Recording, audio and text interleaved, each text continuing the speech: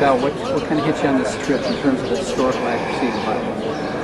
Well, every single time I come to Israel, I am struck by the fact that it is such a small piece of real estate, and yet so much history took place here, layer upon layer, literally layer upon layer.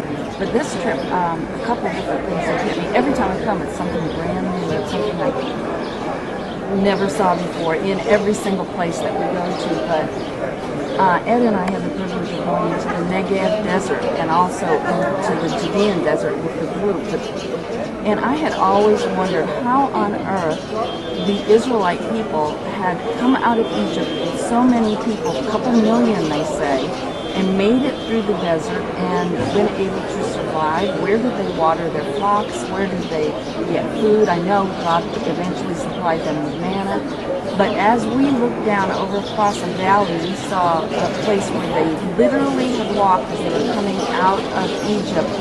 And there was this huge mountains of sand, and yet pouring out of a rock at the top of one of these mountains was a spring of water that would have supplied the water for all those people, and they could have camped there for days and days and been well nourished and well supplied. And it made the geology of this land show how reliable the scriptures are, that this really could have taken place. So I learned so much from the geology and also always from the archaeology. I love archaeological studies. And when we were in Caesarea Philippi, Caesarea by the sea, it was Caesarea by the sea, not Caesarea Philippi, we saw a rock with Pontius Pilate's name on it. And the guide pointed out that for years, historians said there was no Pontius Pilate. The Bible's wrong, the Bible's wrong. There's no mention of him in history. And then all of a sudden, back in the late 1950s, they discovered this rock that had his name engraved in it. And so he really was a historical figure. And the fact that every time there's an archaeological dig, it proves the Bible. Never once has an archaeological dig disproven anything from Scripture. It always proves it. And we saw that at the pool of Siloam. A couple years ago when Ed and I came here, we saw a place. They said, well, there must have been pools here somewhere. This one's not big enough that they're showing us at the end of Hezekiah's tunnel.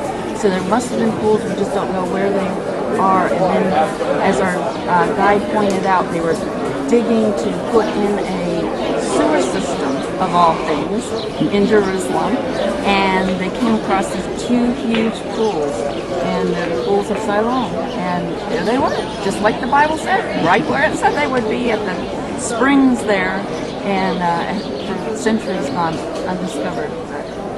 I just love how archaeology and geology show how magnificently truthful the Bible is. There's been 40 of us on this trip, half men and half women, and it has been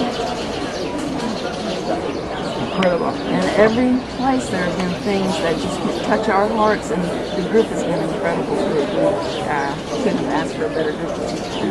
It's November of 2009. We're glad to be here. Thank you, Glenn. Thanks, Ted. Here in the garden of, the garden tomb, where Jesus was very possibly laid to rest, just for 3 days. Went up. Okay. All right.